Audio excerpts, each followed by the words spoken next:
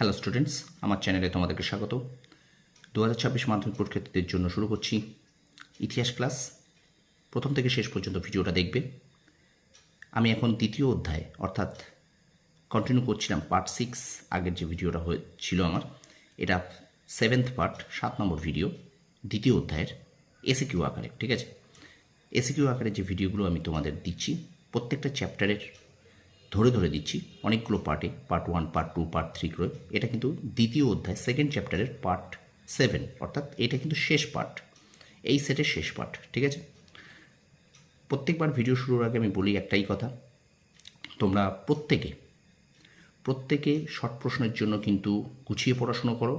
Short প্রশ্নের কিন্তু কোনো সাজেশন হয় না। শর্ট প্রশ্ন কিন্তু তোমাদের সিলেবাসে যেখানতে আছে পারে পড়ে যাও। ঠিক আছে, শর্ট প্রশ্ন কিন্তু কোনো সিলেবাস হয় না। শর্ট প্রশ্ন যদি তুমি সাজেশন করতে চাও তাহলে কিন্তু তুমি বিপদে পড়বে।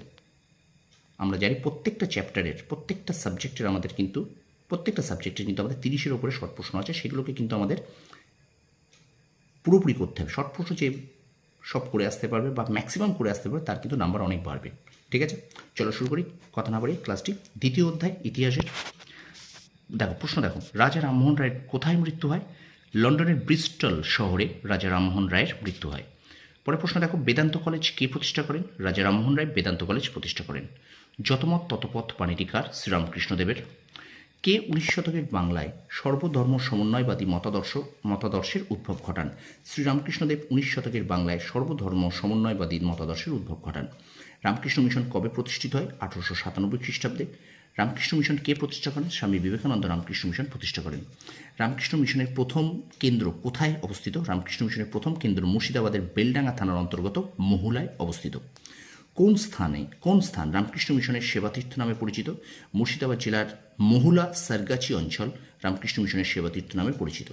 পরের প্রশ্ন দেখো, ম্যান মেকিং রিলিজিয়ান কথাটি কে বলেছিলেন? না, ম্যান মেকিং রিলিজিয়ান কথাটি বলেছিলেন স্বামী বিবেকানন্দ। পরের প্রশ্ন দেখো, স্বামী বিবেকানন্দ রচিত কয়েকটি গ্রন্থের নাম লেখো।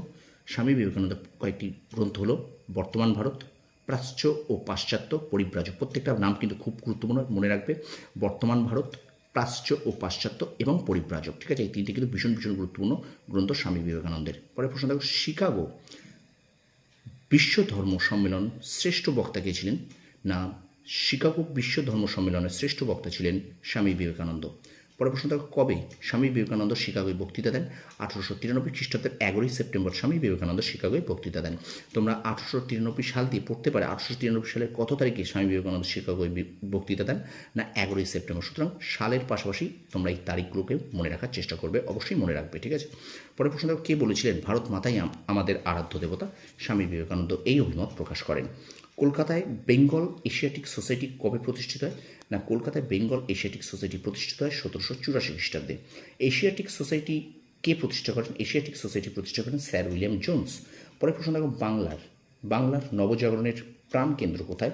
না, বাংলার নবজাগরণের প্রাণকেন্দ্র কলকাতা। বাংলার নবজাগরণের প্রাণকেন্দ্র কলকাতা। এরপরে প্রশ্ন দেখো, বাংলায় নবজাগরণের ফলে কোন ঐতিহ্যের পুনরুজ্জীবন ঘটে? না, বাংলায় নবজাগরণের ফলে বাংলায় সংস্কৃত ঐতিহ্যের পুনরুজ্জীবন ঘটে।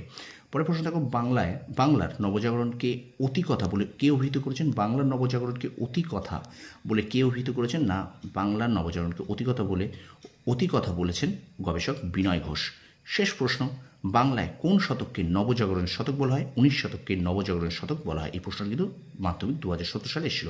তো স্টুডেন্টস, এই ছিল দ্বিতীয় চ্যাপ্টার থেকে এসএকিউ আকারে যে প্রশ্নগুলো।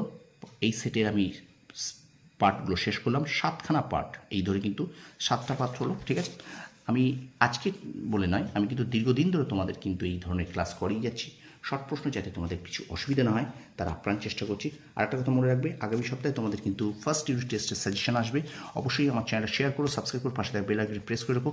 বন্ধুদের মাঝে একটু বেশি করে শেয়ার করে দাও, কারণ তোমার বন্ধুদের কাছে যদি একটু বেশি করে ছড়িয়ে পড়ে পশ্চিমবঙ্গের প্রত্যেকটা স্টুডেন্টের কাছে কিন্তু আমার ভিডিওটা পৌঁছে যাবে। ঠিক আছে, শেয়ার করো, সাবস্ক্রাইব করো, আর আমার চ্যানেলের পাশে থেকো। অবশ্যই তোমরা বেল আইকনে প্রেস করে রাখো আমার ভিডিওর নোটিফিকেশন পাওয়ার জন্য। তোমাদের সফল কামনা করি। ধন্যবাদ।